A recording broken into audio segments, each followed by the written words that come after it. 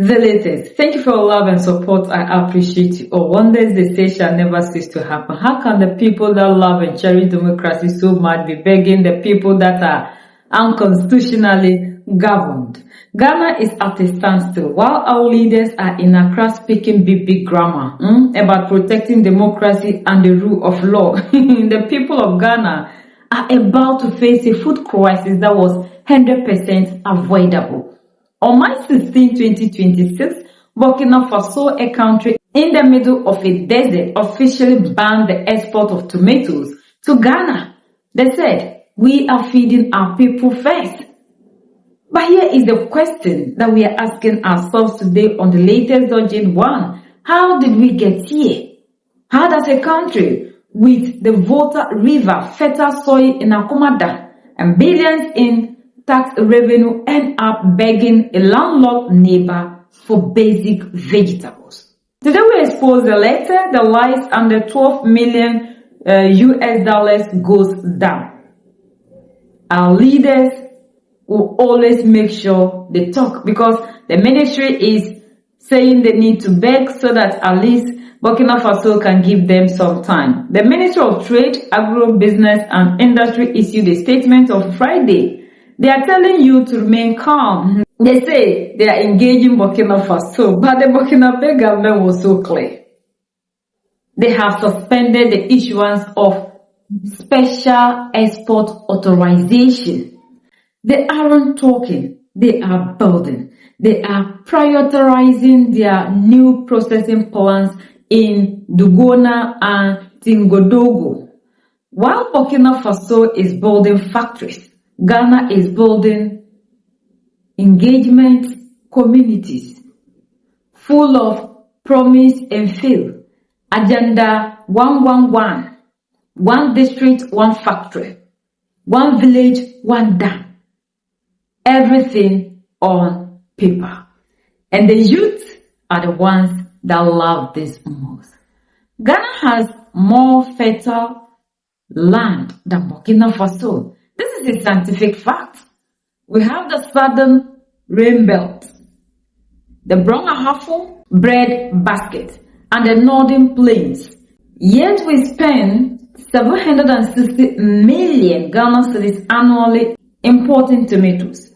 In Burkina Faso, they deal with heat and lack of water, yet they have mastered dry season cultivation. They use their intelligence to build small-scale dams and irrigation. In Ghana, we have the water, but we have no political will. We have the Feed Ghana program on paper, beautifully designed, but on the ground, the farmer in Akumadan, once the tomato capital of West Africa, are abandoning their farms.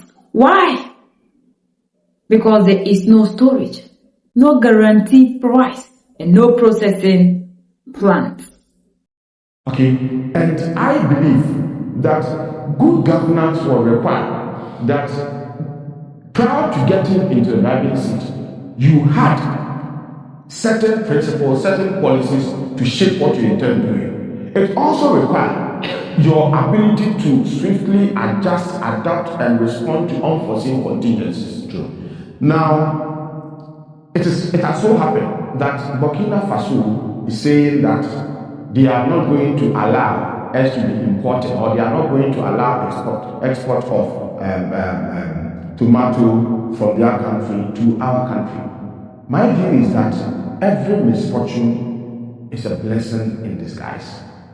Let us now sit as a country to fashion out the interventions that can be put in place to encourage more people to go into farming. In a manner, you see, you will not appreciate the value of food until you are hungry.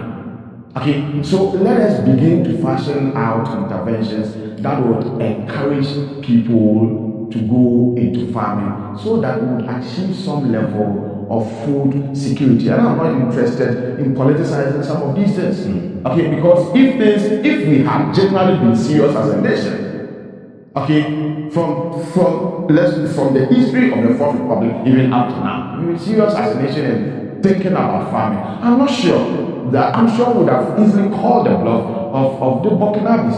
After all, What is the nature of their environment? What's the nature of their land? We have more favorable conditions. We have arable land. We have more fertile land than them. Okay, but it is just that in the midst of abundance, sometimes, I don't want to use that word, in the midst of that abundance, sometimes some category of people will be hungry. Okay, and so let us as a people begin to rethink how we have not been able to take our work seriously and encourage more people to venture into that area so that these things wouldn't come into worry. It shouldn't be an issue. Tomatoes, we used to grow some behind. I mean, sometimes those days, your mother sends you to go and pour, if you like, after cooking, you do the household chores, you wash, you go and pour, empty the dirty water from the sources, you go and pour it at your backyard. The next 1-2 weeks, it is growing, it's germinated into tomatoes. And we used to do that. Now, I don't know why these things are not there. We have tiled every part of and paved every part of our environment, and some of these things are not happening. So it is worrying, but I'm saying that every misfortune is a blessing in disguise. Let us see this opportunity and confront the situation head on and ensure that we put in place interventions that encourages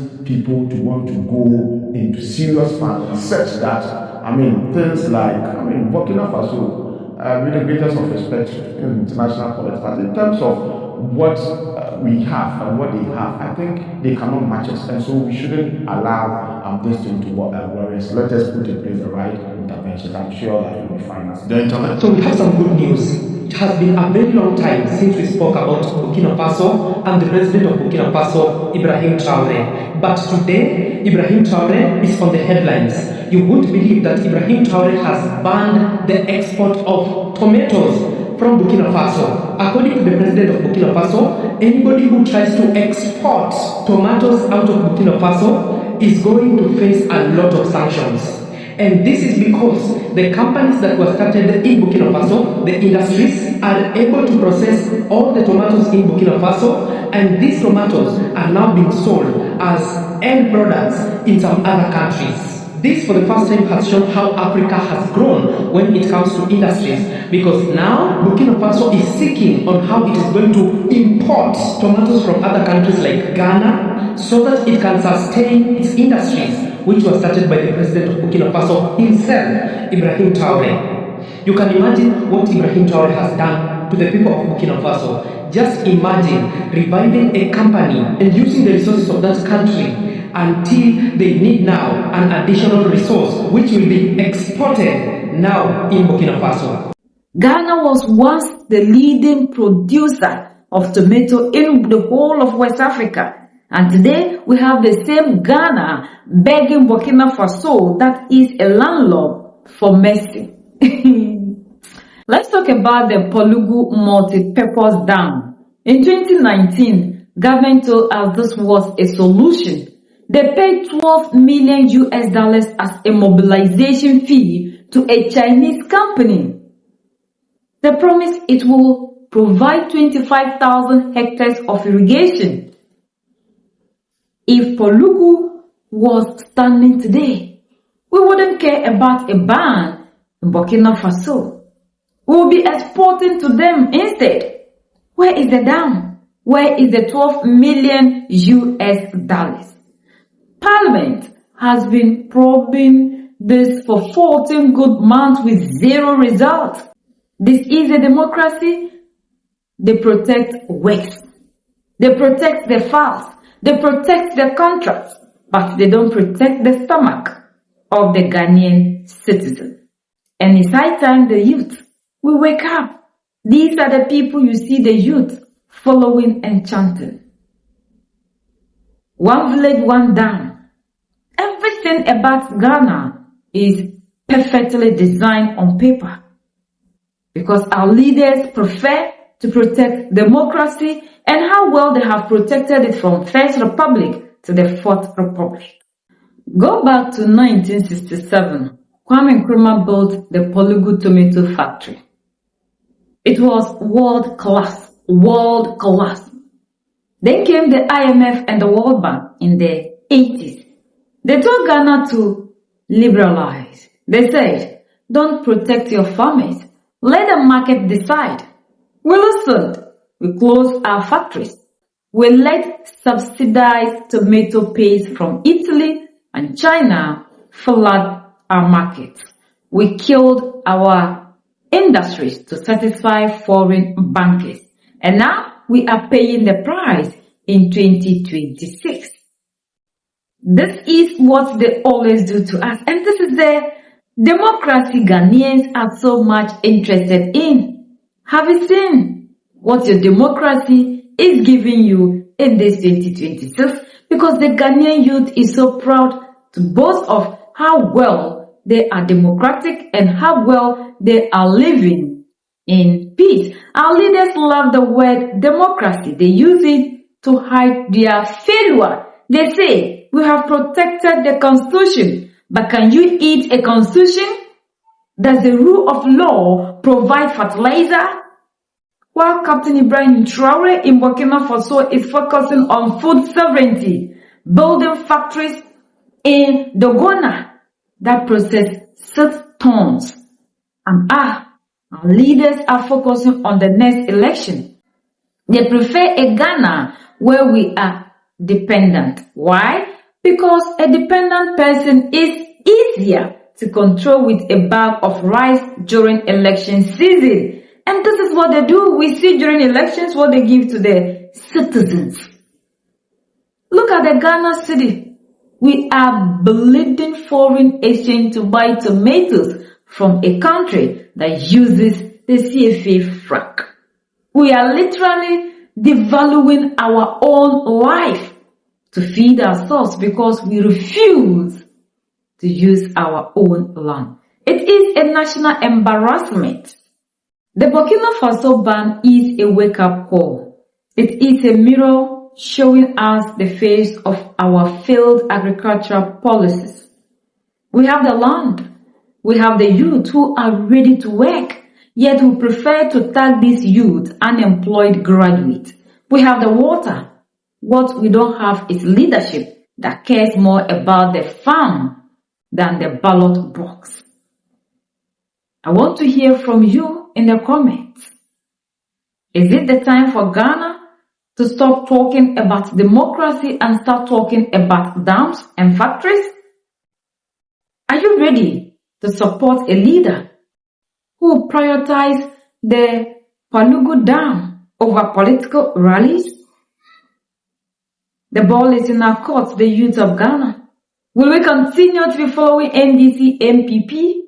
Or this is the time for us to also look for a leader who cares about us. United we stand, divided we fall, and united we keep standing forever and ever. The greatest enemy of the African is mental slavery. So let's decolonize ourselves from mental slavery. Let's keep sharing to educate our brothers and sisters. Together we'll make Africa great for ourselves and the next generations that are going to come. So that's the latest around the world. In Africa, West Africa, and in Ghana.